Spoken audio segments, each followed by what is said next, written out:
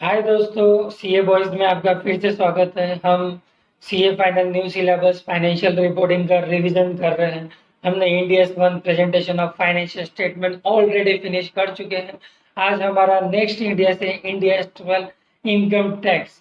I hope आपने पुराना standard enjoy किया है और सेम स्टैंडर्ड भी आप बहुत एंजॉय करोगे। तो देखते हैं इंडियस 12 इनकम टैक्स। तो इंडस्ट्रियल इनकम टैक्स में क्या करोगे, जैसे ही आप ऑफिस में जाते हो आपका प्रिंसिपल आपको दे देता है, भाई बनाओ income tax return. Income tax return आप डायरेक्ट बनाते नहीं हो। आप सबसे पहले क्या करते हो, फाइनेंशियल स्टेटमेंट बनाते हो।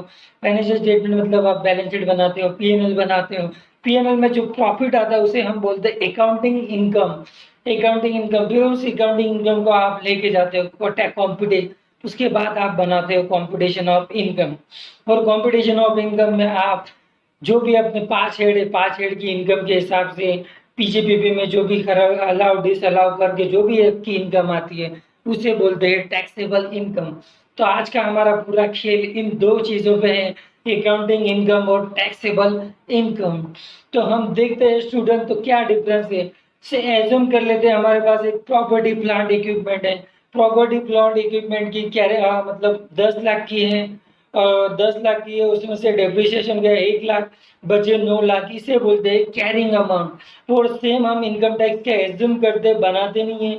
इनकम टैक्स में भी 10 लाख रहती है, इनकम टैक्स 1.5 लाख का डेप्रिसिएशन दे रहा है, तो बच्चे 8.5 लाख। तो इसे बोलते हैं टैक्स बेस।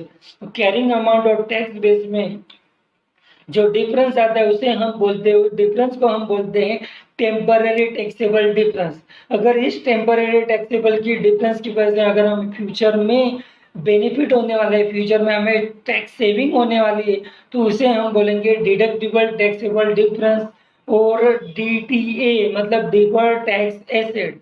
और जो टेम्पररी टैक्सेबल मतलब जो टेम्पररी डिफरेंस है, अगर वो टैक्सेबल टेम्पररी डिफरेंस है मतलब जिसकी वजह से हमें फ्यूचर में लाइबिलिटी लाने वाली है, जिसकी वजह से हमें वाट लगने वाली है, बैंड बजने वाली है, तो उसे बोलते हैं taxable temporary difference, DTL, deferred tax liability.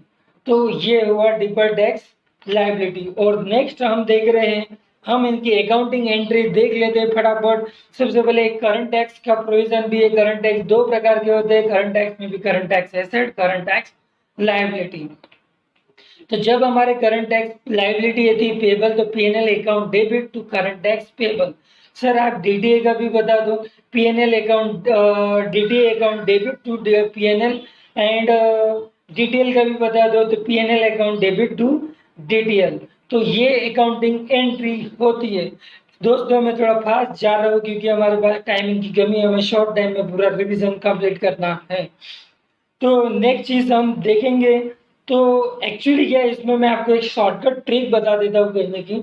जैसे कि हमने लास्ट टाइम में देखा कि हमारी कैरिंग अमाउंट कितनी है, 10 लाख, 9 लाख है कैरिंग अमाउंट, और हमारा टैक्स बेस कितना है, 8.5 लाख है। तो ये हमें इसमें शॉर्टकट ट्रिक है, आपको ये दोनों को मैच करना। तो हमारी जो एसेट है वो 9 लाख पे दिख रही है, टैक्स बेस को टच भी नहीं करना है। टैक्स बेस जो 8.5 लाख है तो 8.5 ही लाख रखना है। लेकिन जो कैरिंग अमाउंट है उसे नीचे लाना है, मतलब हम उसे 50,000 से नीचे लाएंगे, मतलब एसेट कम कर रहे हैं। तो ऐसे केस में हम डीटीएल क्रिएट करेंगे। क्या, एसेट को अगर रिड्यूस कर रहे हैं तो डीटीएल बनाएंगे। अगर एसेट को हम बढ़ा रहे हैं, एसेट को अगर नीचे, अगर एसेट 7 लाख होती, 7 की 8.5 करते तो डीटीए बनाते हैं। अगर वैसे ही उल्टा केस है लाइबिलिटी में। अगर लाइबिलिटी कम है, लाइबिलिटी बढ़ा रहे हैं, तो लाइबिलिटी बढ़ा रहे हैं तो डीटीएल बनाएंगे, और लाइबिलिटी घटा रहे हैं तो डीटीए बनाएंगे। ये शॉर्टकट ट्रिक है, आप आजमाइएगा इसको, सारे सम आपके ऐसे ही सॉल्व हो जाएंगे। नेक्स्ट चीज देखते हैं हम, जो डीटीए डीटीएल बनता है तो 3 चीजों से बनता है, पीएनएल के थ्रू बनता है, ये ओसीआई के थ्रू बनता है, ये गुडविल से भी बनता है। नेक्स्ट चीज देखेंगे, जो करंट टैक्स हमारी लाइबिलिटी बनती है वो करंट ईयर की बनती है या प्रीवियस ईयर की भी लाइबिलिटी उसमें होती है। यस, दोनों की लाइबिलिटी उसमें होती है। सर हमें नेक्स्ट सवाल पूछना है कि जब आपने डीटीए डीटीएल बनाया, ये आपस में ऑफसेट हो सकते हैं? क्यों नहीं हो सकते? दोनों एब्सोल्युटली आपस में ऑफसेट हो सकते हैं। तो कैसे होंगे सर? इसके लिए दो कंडीशन है, आपके पास लीगल इनफोर्सिबल राइट होना चाहिए। मतलब आपको कायदे ने अलाउ करना चाहिए, लीगली अलाउेबल होना चाहिए। आप इनकम टैक्स में आपकी क्रेडिट बढ़ी है, आपका डीटीएल है, तो मतलब इनकम जीएसटी में क्रेडिट बढ़ी है और आपका यहाँ पे इनकम टैक्स में डीटीएल है, तो दोनों को आपस में ऑफसेट कर सकते हैं, कोई लीगल इम्पॉसिबल राइट नहीं है आपके पास। और साथ में आपका इंटेंशन होना चाहिए to settle the asset and liability on net basis. ये दो कंडीशन सेटिस्फाई होगी तो ही आप डीटीए डीटीएल को आपस में ऑफसेट कर सकते हैं। हमने पुराने इंडियस में भी देखा था, आप एसेट और लायबिलिटी को ऑफसेट कर सकते हैं जब इंडियस अलाउ करे तो ये इसका एक प्रैक्टिकल एग्जांपल है ऑफसेट वाला। नेक्स्ट चीज है होल्डिंग और सब्सिडरी। होल्डिंग कंपनी है, सब्सिडरी कंपनी। होल्डिंग कंपनी का डीटीए है और सब्सिडरी कंपनी का क्या है, डीटीएल है। और डीटीए डीटीएल आप दोनों को ऑफसेट करना चाहते हो, नहीं होगा दोस्तों, दोनों ऑफसेट नहीं होंगे क्योंकि दोनों एसएससी अलग है, दोनों के पैन नंबर जीएसटी नंबर दोनों अलग है, आप ऐसा नहीं कर सकते। तो आप दोनों चीज अलग है, आप दोनों को ये नहीं कर सकते। फिर हम देखेंगे डीटीएल। डीटीएल क्या होता है, टेम्पररी टैक्सेबल डिफरेंस। में कीवर्ड बता रहा हूँ, मैं पूरी डेफिनेशन नहीं बढ़ रहा हूँ। उसमें एक एक्सेप्शन भी है। सर क्या एक्सेप्शन है, दो एक्सेप्शन है। अगर आप इनिशियली रिकॉर्ड कर रहे हो गुडविल को तो भी उसको हम डीटीए डीटीएल नहीं बनाएंगे। क्यों नहीं बनाएंगे दोस्तों, तो हम गुडविल क्या डीडीए डीडीएल नहीं मिला सर, लॉजिक क्या है इसके, पहले सिंपल है। आप बिजनेस कॉम्बिनेशन होता है ना, तो नॉर्मली याद रखो कि बिजनेस कॉम्बिनेशन में ही गुडविल रिकॉर्ड होती है, अदरवाइज कभी नहीं रिकॉर्ड होगी। इंटरनल जनरेटेड गुडविल हम रिकॉर्ड नहीं करते दोस्तों। तो उसमें क्या होगा, बिजनेस कॉम्बिनेशन में क्या करते हैं, हम एसेट को डेबिट करते हैं, लायबिलिटी को क्रेडिट करते हैं, पीसीबी डेबिट करते हैं, और जो भी डिफरेंस आता है उसे गुडविल रिकॉर्ड करते हैं। अगर गुडविल रिकॉर्ड करते हैं, गुडविल रिकॉर्ड करने के बाद हम डीटीए डीटीएल करेंगे तो गुडविल और कम ज्यादा होगी, मतलब अननेसेसरी गुडविल बढ़ती रहेगी, कम होती रहेगी। हम ऐसा नहीं चाहते, इसलिए हम गुडविल पे डीटीए डीटीएल नहीं बनाते। और दूसरी चीज है initial recognition of asset and liability. किसी भी एसेट एंड लायबिलिटी का अगर इनिशियली रिकॉर्ड कर रहे हैं तो उस पर भी हम डीटीएल डीटीए नहीं बनाते। नेक्स्ट चीज है हमारी, नेक्स्ट चीज हम पढ़ना चाहेंगे कि डीटीए डीटीएल कब बनता है। डीटीए डीटीएल बनता है जब हमारा क्या है कि डीटीए डीटीएल बनता है जब टाइमिंग डिफरेंस है। सर ये चीज क्या होती है, टाइमिंग डिफरेंस क्या होती है। टाइमिंग डिफरेंस बोले तो जैसे कि इनकम टैक्स हमें 50% डेप्रिसिएशन अभी दे रही है और हम 20% दे रहे हैं, मतलब टाइमिंग डिफरेंस आगे नहीं देगी। वो आज अभी 50% दे रही है, आगे नहीं देगी डेप्रिसिएशन, तो आगे वो कम डेप्रिसिएशन देगी, तो एक टाइमिंग डिफरेंस हो गया। नेक्स्ट चीज है बिजनेस कॉम्बिनेशन। बिजनेस कॉम्बिनेशन में याद रखो, पुराने जिस बिजनेस कॉम्बिनेशन हुआ है, पुराने ने एसेट प्रॉपर्टी प्लांट इक्विपमेंट उसने 50 करोड़ पे दिखा रखी है, और हम प्रॉपर्टी प्लांट इक्विपमेंट को हमने परचेस किया 52 लाख में, मार्केट वैल्यू में, फेयर वैल्यू में परचेस किया, तो इनकम टैक्स दिखाएगा 50 लाख में, हम दिखा रहेंगे 52 लाख में, तो ऑब्वियसली टेम्पररी डिफरेंस आने वाले हैं। तो बिजनेस कॉम्बिनेशन की केस में भी हम दिखाने वाले हैं डीडीए डीडीएल। नेक्स्ट चीज है asset carried out at fair value. अगर कोई भी एसेट हम फेयर वैल्यू पे कैरिड आउट करते हैं, मतलब सिंपल यार दोस्तों, अगर हम कॉस्ट पे दिखा रहे हैं, हम 1 लाख पे दिखा रहे हैं, इनकम टैक्स भी 1 लाख पे दिखा रहा है, हम दोनों सेम ही कर रहे हैं, तो टैक्स बेस और कैरिंग अमाउंट तो सेम ही रहेगा, डिफरेंस आएगा नहीं, तो टेम्पररी डिफरेंस आएगा नहीं, तो डीडीए डीडीएल बनेगा नहीं। जब हम फेयर वैल्यू पे एसेट रिकॉर्ड करेंगे तो हमारा क्या होगा, डीटीएल डीटीएल रिकॉर्ड होगा।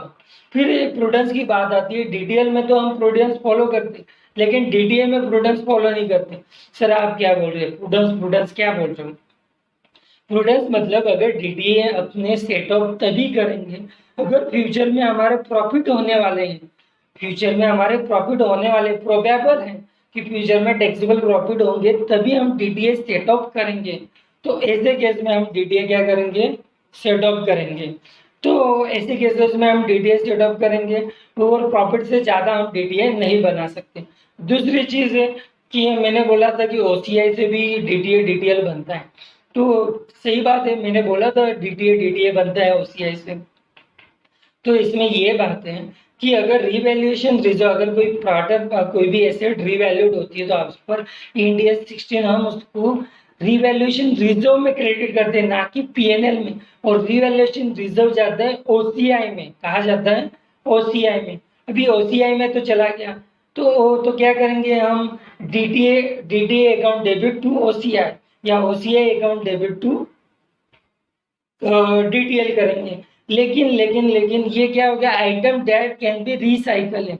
लेकिन जब एसेट डाउनवर्ड रिवैल्यूएशन होता है तब हम क्या करेंगे, डीटीए भी पीएनएल से बनाएंगे और जो एसेट डाउनवर्ड रिवैल्यूएशन होगा वो भी पीएनएल में ही जाएगा। अपवर्ड रिवैल्यूएशन है तो ओसीआई में इफेक्ट होगा, और डाउनवर्ड रिवैल्यूएशन है एसेट का तो पीएनएल में इफेक्ट होगा। तो हम कुछ अभी केसेस पढ़ने वाले हैं। सबसे इंटरेस्टिंग केस है टैक्स होल्डिंग पीरियड। सर ये क्या है टैक्स होल्डिंग पीरियड? अगर टैक्स होल्डिंग पीरियड में हम डीडीए डीडीएल बना रहे और उसी पीरियड में वो अगर रिवर्स हो जा रहा है तो डीडीए डीडीएल बनाने का कोई मतलब नहीं है। अगर हमने डीडीए डीडीएल बनाया है और रिवर्स हो जा रहा है, मतलब सेटअप हो जा रहा है, समझो 5 साल का होल्डिंग पीरियड है और 3 साल में ही रिवर्स हो जा रहा है, 3 साल में ये रिवर्स हो जा रहा है, तो डीटीए डीटीएल बनाने का कोई मतलब नहीं है दोस्तों। तो ये रिवर्स हो रहा है, लेकिन इसमें हमने 5 साल का होल्डिंग पीरियड है और डीटीए डीटीएल बनाया है, लेकिन कुछ पोर्शन होल्डिंग पीरियड में रिवर्स हुआ है और कुछ पोर्शन बिना होल्डिंग पीरियड टैक्सेबल पीरियड में रिवर्स हुआ है। तो जितना टैक्सेबल पीरियड में रिवर्स हुआ है तो उतना ही हम डीटीए डीटीएल बनाएंगे। ये चीज याद रखिए। फिर नेक्स्ट चीज है फाइनेंस लिस्ट। फाइनेंस लीज मतलब हमारा जो इंडियस 116 है, तो जो फाइनेंस लीज के बारे में वो क्या बताता है पता है, कि जो लेजर है ना, वो लेजर क्या है फाइनेंस लीज के केस में एसेट बेच दी ऐसा बताता है, ना डेप्रिसिएशन चार्ज करता है ना कुछ करता है। तो ऐसे केस में क्या है, इनकम टैक्स तो नहीं, इनकम टैक्स तो एसेट दिखाएगा, इनकम टैक्स तो एसेट दिखाएगा। तो इनकम टैक्स एसेट नहीं एसेट दिखाएगा, तो ऐसे केस में डिफरेंस केस होगा। तो ऐसे केस में भी हम डिफर टैक्स एसेट और लायबिलिटी बताते हैं। तो नेक्स्ट चीज है जैसे कि इंडेक्सेशन। कैपिटल गेन होता है, कैपिटल गेन या इंडेक्सेशन होता है।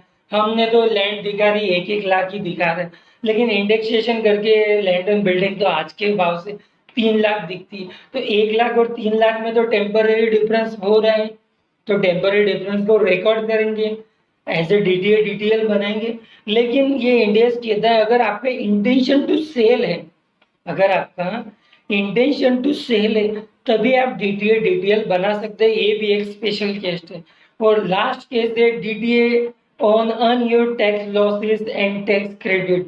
अगर आपको पता है फ्यूचर में प्रॉफिट होंगे तो ही आप क्या करेंगे, लॉस को सेट ऑफ होंगे, नहीं तो कोई भी लॉस सेट ऑफ नहीं होगा दोस्तों।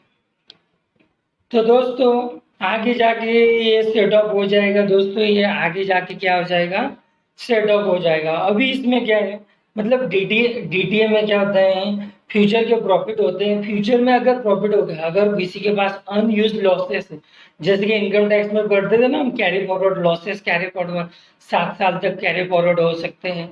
तो कैरी फॉरवर्ड कब होंगे, जब आगे जाके प्रॉफिट होने वाला है, फ्यूचर में प्रॉफिट होने वाला है तभी वो सेटअप होंगे। अगर आगे प्रॉफिट होने ही नहीं वाला तो सेटअप नहीं होंगे। इन शॉर्ट अगर आपके पास लॉसेस है, आगे जाके प्रॉफिट होंगे तो ही सेटअप करोगे, लेकिन लॉस मेकिंग एंटिटी है तो उसमें आप सेटअप कर ही नहीं पाओगे। तो ऐसे केस में डीटीए डीटीएल नहीं बनते। लेकिन इसमें अगर जब वर्चुअली सर्टेन है, प्रोबेबिलिटी नहीं देखते, नॉर्मली हमने क्या बोला, प्रोबेबिलिटी देखते कि टैक्सेबल प्रॉफिट होगा तो हम डीटीए डीटीएल रिकॉर्ड करेंगे। लेकिन जब लॉस मेकिंग एंटिटी उसमें अगर वर्चुअली सर्टेन है तभी हम डीटीए डीटीएल रिकॉर्ड करेंगे। दोस्तों थैंक यू। हमने लेस देन 13 मिनट से भी कम टाइम में हमने ये इंडियस रिवाइज किया है। अगर आपको लगता है कुछ पॉइंट मिसिंग है तो प्लीज हमें कमेंट कीजिए, और कृपया करके अगर आपको ये वीडियो अच्छा लगा है तो लाइक कीजिए, शेयर कीजिए और सब्सक्राइब करना मत भूलिए नेक्स्ट वीडियोस के लिए। Thank you, tata, bye bye, so much, see you.